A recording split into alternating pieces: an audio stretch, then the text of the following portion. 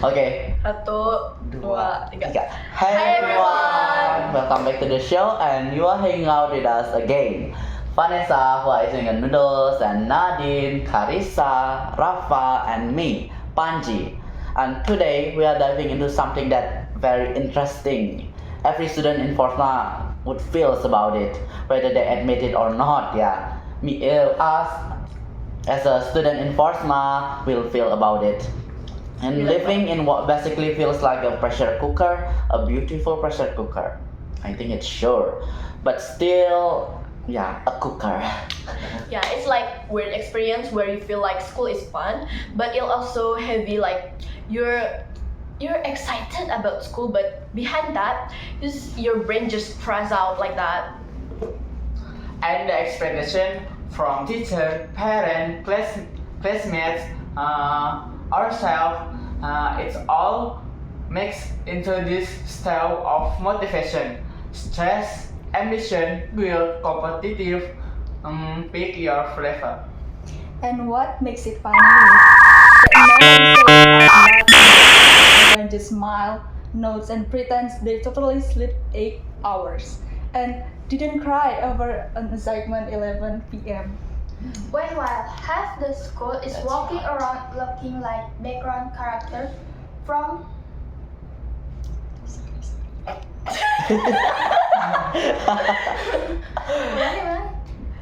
while half the school is walking around looking like a background character from a coming of age movie with their handphone on dark circle holding a coffee like it's a life support machine. And that's why we are doing this episode, not to complain, not to act dramatic like an actress or actor. We are here as a student, but to talk about what growing up feels like an environment that very tough, that pushes us, shapes us, and sometimes squeezes us a little too hard, especially in Foursma. Okay, we're not doing a lecture here. We're just not pretending to be a robot, and it's just a normal conversation. Besides, we have Diva here who can help you to practice your English, guys. Respect. Yeah, and if this episode sounds a little salty, that's because it's basically us. Sauce is our brains. Chaos is our brain, yeah, guys. Our brain. So, today we are talking about academic pressure, comparison culture, expectation, burnout, and how we try to stay. So grab a drink, lie down, or just listen while pretending to do homework. We want judge. Yay. So guys, Okay. So, alright, let's start from the beginning. When did we first actually feel that pressure is kicking in? Because for each of us, the moment, of course, absolutely different. Alright, let's start with big question. Do you guys remember the exact moment you realized high school wasn't just school? It's like it suddenly become a serious. Yeah. Oh, I remember mine so clearly. First week of grade 10, I walked into the class and everyone looked terrifyingly prepared. People were taking notes before the teacher even said anything, while I was still trying to figure out where the bathroom was. Honestly, the first week felt like entering a competition that nobody told me about. I looked around, everyone was like, I studied the whole chapter last night, and I'm just there thinking we had homework. okay, the moment when I realized that school is more serious when I was junior high school, when the teacher doing an quiz, like not a big exam, just a normal quiz, and when the result came, my friends were starting to like comparing their grades and also whispering about their grades. Like I was thinking like, oh guys, why are you so serious about that number? It's just a number. I think I truly agree with your statement, Vanessa. Yeah, when you think about the whole class went silent because of that mere grade, given by the teacher that show us about our skills. Then yeah, people were smiling on the outside about their grade, about their very fine grade, but mentally calculating their grade into and comparing also with the others. Yeah, they calculating their future based on the test, based on the paper. I think it's not great for our mentally, what's that, mentally brain, mentally what? Okay. My moment was even live orientation week. You know how teacher love saying things like to come to school full of brilliant students. Exactly, Yes, Foursma. Yeah, Orientation everyone day. is talent in Foursma. In first week. It's so sweet until you realize you are now one of the students expect to be a brilliant all the time. That slang is basically code for good luck, kids. This place is a battlefield. And the strangest part is how quickly the pressure becomes normal. Like the first time you feel it, you panic. The time you like, yeah, it's fine. My soul is cracking, but it's fine. Yeah, just it's wild because none of us talk about that. When everyone trying to be chill, but deep down they were all thinking about, am I good enough? Feel I like that?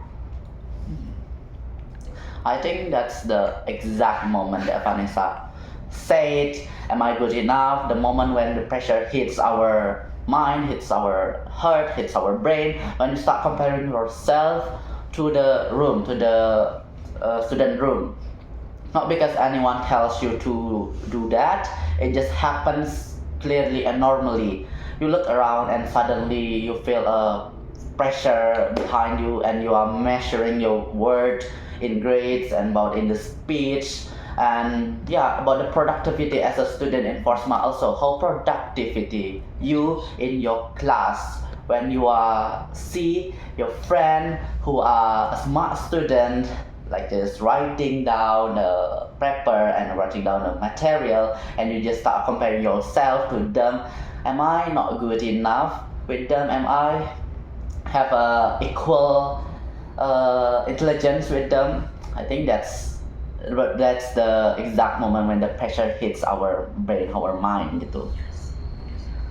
And once that mindset starts, it does not go away. It just grow legs and follows you everywhere. And I think social media didn't help either.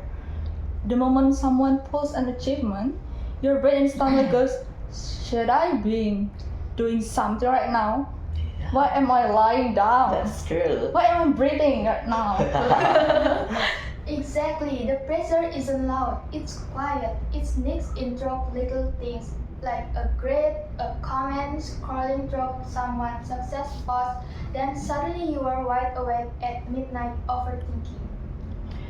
Yes, and I think what it makes more heavier because everyone in school, at our school, everyone is so talented. Like they have so many achievement or certificate from competition, and also their passion in the leadership. That it's very inspiring, but also intimidating. I agree with you. There is this unspoken vibe that we feel that you should always be doing something great, be doing something to make everyone impressive, make everyone proud of you. Like if you are not doing great or if you are not grinding for your grades, for your achievement, for your competition to achieve a certificate, you must be falling behind them. Yes. Just like me, who I have a friend who are good enough in chemistry, and yeah, he joins the competition and I don't. It feels like I'm failing. And then Is that when okay? the pressure becomes serious, when just existing like is not enough, you feel like you need to perform. Yes. Let's just start perform, guys. Lu dasarnya. We nail it. Just slay it. Okay. Okay, what next? Any part? Alright, let's talk about the fun part and Right. out the painful part. Friendly rivalry because that's behind. We all compete with each other even when we pretend we don't. Yeah, it's like this invisible competition. Nobody say it out loud, but everyone kind of feels it. If someone gets a high score, the whole room shifts for a second. And the crazy thing is, it's not even toxic. Most of the time, we're proud of each other. But still, there's that teeny voice in your head whispering, why did I get that score too? Okay, exactly. Like I love seeing my friends' success, but I'd be lying to myself. Like sometimes I'm cheering for them and stressing for myself in the same way. I think that's a complex duality among the student in a competitive school, of course, like Foursma as the first ranked school in Bali, the best school. Yeah, you are supporting your friends, but you are also raising them. You are trying to be the equal as them.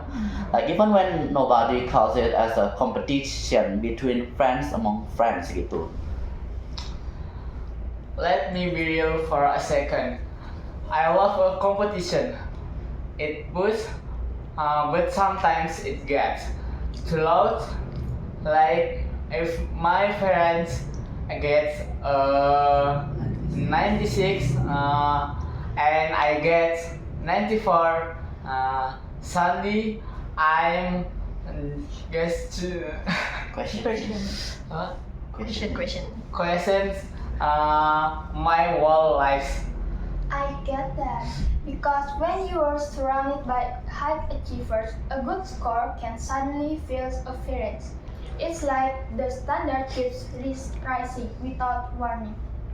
And again, social media makes it the rivalry worse.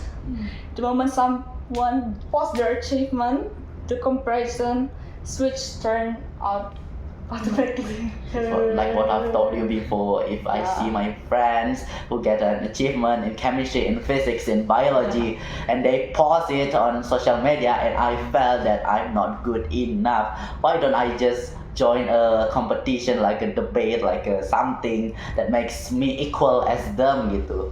Yeah. Yeah, even if you're proud of them, but you're still thinking like, so what I'm doing now, do I achieve enough? Like that? Just insecure about ourselves.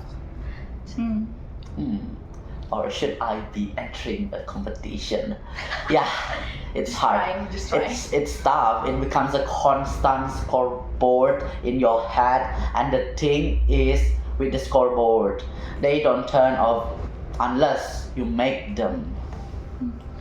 But here's the trick part. Sometimes that really actually helps. It keeps us moving. It gives us direction. Like I see someone working hard, and suddenly I want to work hard too. That's true, but it only stay healthy if you are happy. The second it start making you feel worthless, that's when it crosses the line. Oh, and sometimes the comparison isn't even academic. It's everything: skills, looks, confidence, local life, achievement, how busy you are. Yeah, nowadays, if people even compare struggle like, oh, you only sleep 4 hours? I slept 2. Like, it's not a competition, bro. Like, chill. Yeah, it suffers your body, I think. That's when the rivalry stops being friendly and just becomes exhausting yourself, just become tiring yourself. You are not competing to grow, you're not competing to compare your sleep hours, your study hours. Even I'm not study 10 hours a day, I'm just study 2 hours, but it does cause more impact to me rather than I study 10 hours. yeah, you are just competing to survive, not just chill, just like what Vanessa said. Yes. Benar banget. Gue benci. But what I've learned is this most the pressure doesn't come from other people. It comes from myself. I set crazy expectation because I think everyone is ahead of me. Same. Half the time I'm competing with an imaginary version of myself. Someone smarter, faster, more perfect. And that's the problem. Perfect. We forget that we are all struggling in different ways. We only see each other highlight, but didn't see the mess behind it. Honestly, the moment you realize everyone else is also anxious, confused, and figuring things out, the comparison gets a little quieter. Yeah, rivalry isn't the enemy actually. It's the lack of self-kindness, self-esteem, I think. Because comparison is natural among the humans, among the mankind like us. But cruelty, greedy in yourself is optional, I think. That make you start comparing yourself to them. So, we have talked about rivalry and comparison, but let's jump into something even heavier. Expectation from teacher, for friends, for our parents, and ourselves. Expectations are real because they don't even have to be spoken. Sometimes a teacher just looks at you and suddenly you feel like you owe them strike us. Right? Like when the teacher says, I know you guys can do better. It sounds It's so heavy, guys. it sounds motivational, but my brain hears you have failed them in university. And the parents have their own version of pressure too. Even when they don't push, they sentence always like, we just want you to do your best. But somehow it's become like, if you get anything less than perfect, we are gonna disappoint. The ancestor of us will disappointed about our achievement, terutama especially as a Asian people. Yeah, the ancestor of us will be disappointed if we don't achieve a very fine achievement, a very great esteemed achievement in our family. And the workload from teacher, sometimes it's not personal. They just underestimate how many subjects are assigning texts at the same times. Yeah, like that one teacher says, this is just small homework. Then the other teacher say exactly like that, the same thing about that, and suddenly your small homework form a small mountain like that. And the teacher rarely see the whole picture. They only see their class, their achievement. They don't see the full schedule we deal with. My parents always say, you are in a top school, so the expectations are naturally higher. And I get it, but sometimes it feels like my work is tied by the performance. And that's the part that hurts my mind, that hurts my brain.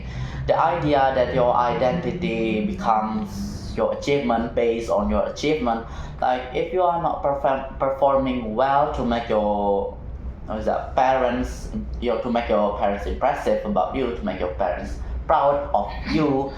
If you are not performing well, you don't feel like yourself anymore because you can achieve a better or a great achievement to make your parents impressive, to make everyone literally impressive on you. Prestige school love to celebrate their star, competition winners, top score, leaders, athletes, great. But it creates these unspoken rules. If you're not shining, you're fading. Exactly, and nobody wants to fail. Like, so we push ourselves to our limit, so we forget to eat, we forgot doing anything like that. You, yeah, like we focus on studying. Yeah, that's good. It's real because when you see everyone else grinding, you don't want to be the one failing behind. So you keep going, even when you're tired, even when you're mentally draining. And the pressure becomes a loop.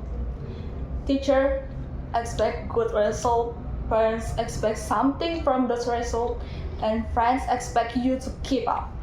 And you expect yourself to survive all of it. We can't. Yes, we can't. We can't. Yeah, that is the scary part, is that nobody teaches us how to manage this mentally ill that given by literally the whole family, the whole parents, the whole friends, everything.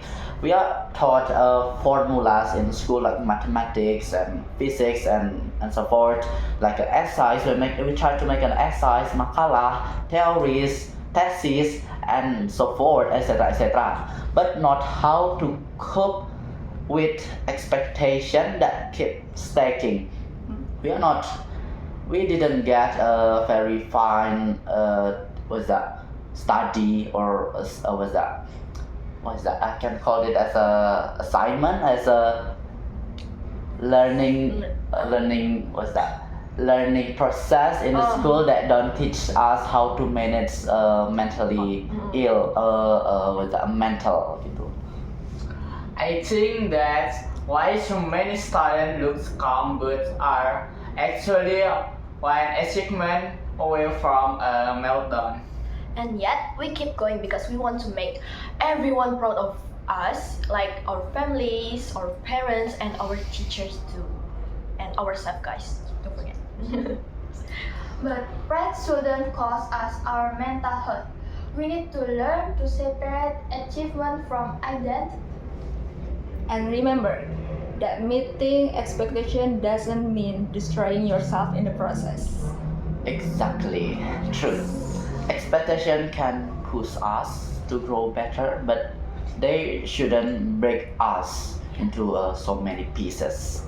Just remember to love yourself, guys. Yeah. Alright, let's talk about burnout. The thing everyone pretends they don't have until it hits them like a truck. I swear, burnout feels like someone unplug my brain. I open my notebook, read one sentence, and my whole system just shut down. For me, burnout feels like running fast but staying in the same place. I'm doing tests, I'm showing up, but emotionally, I'm not there. Hospital. Nino. I had a week where I complete every assignment, attend every class, even join meetings, and still felt empty, like I was functioning on autopilot. Autopilot. Burnout is so sneaky. It doesn't show up with the dramatic sign, just autopilot, just like Karissa said. Sometimes it's just waking up one day and realizing, you guys, if you are exhausted for no reason. Like, When I think suddenly feels hard, like getting a slightly lower score, and it runs your entire mood. That's when you know something's off. People just thinking burnout is just physical tiredness, but the emotional drain is so much worse. You can sleep 8 hours and still feel mentally tired. And the hardest part is explaining it. Because when you tell someone, they say it is good, but it doesn't feel like it's good. It feels like you all world depends on it. And that's how stress grows into something bigger. When you are scared to disappoint people, scared to slow down, scared to fall behind. it becomes the silent pressure cooker, just like what is our podcast title, the pressure cooker inside you. Nobody would sees it, but you would feel it every day. It's natural, I think. And what makes it worse is the culture of pretend. Everything fine. Everyone smiles, jokes around, posts on social media. But behind the scans, everyone is struggling. Yeah, like everyone says they're fine, but you can see the soul wanna leave their body like that. Yes. Like what? Like what? Die. Wow. Rest in peace, yeah, guys. Rest in peace. And burnout also messes with your confidence. You start thinking you are lazy or incapable, when in reality you are just tired, deep down tired. I once had a moment where even a simple task felt overwhelming, like writing one paragraph felt impossible, and that scared me because I have always been the organized one. That's the dangerous part. Actually, burnout makes you feel like you are losing yourself. You are not self-worthing yourself. The version of you that is motivated, driven, and disciplined suddenly disappears just like because of the burnout. And because we don't talk about it, we think we're the only ones going through it. But the truth is, almost everyone in school has felt this at some point. Yeah, we just don't want to admit it because we're scared that people think we are weak. We're strong. But there's nothing weak about being overwhelmed with teenagers, juggling academic expectations, family expectations, social life pressure, perfectionists. So sometimes even being okay is achievement. Okay, and the first step to dealing with burnout is acknowledging it, saying I'm tired, I'm overwhelmed, I need a break. It sounds simple, but it's a brave movement. So after all that pressure and burnout talk, let's get into something a little lighter. How do we actually cope? What keep us sane?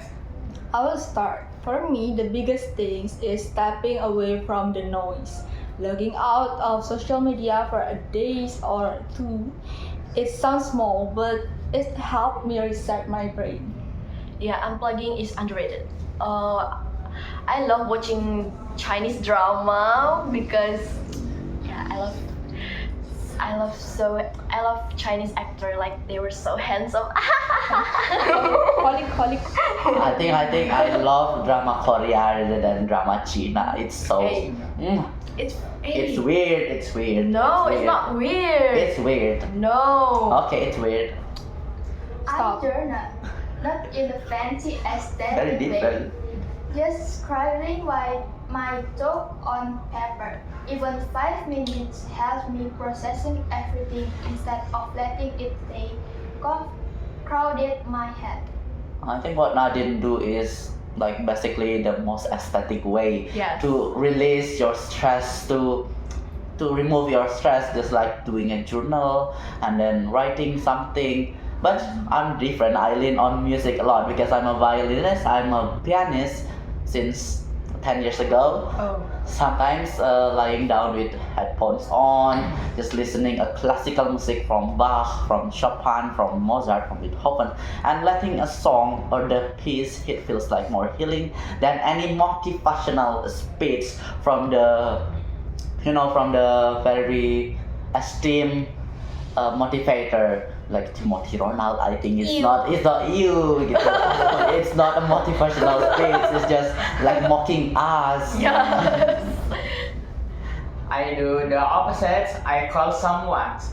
Like Push you Your girlfriend. like when I'm overwhelmed, I just talk to a close friends. Oh. Not even about the problem, just anything. It reminds me I'm not alone. And breaks. We underestimate the power of simply resting without guilt.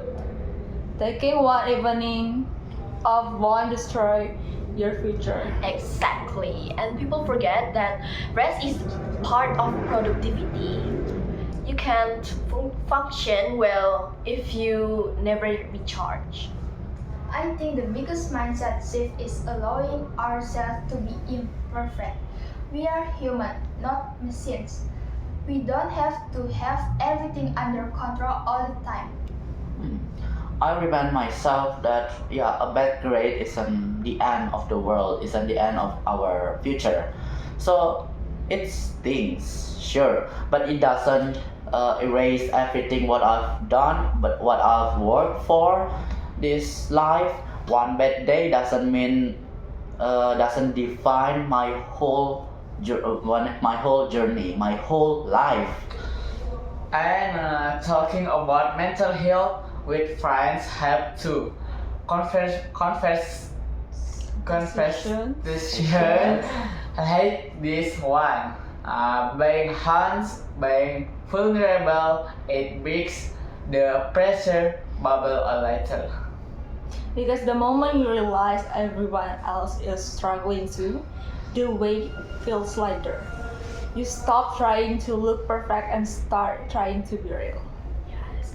And coping doesn't have to be dramatic. Sometimes it's watching a silly video, eating your favorite snacks, or video. taking a nap.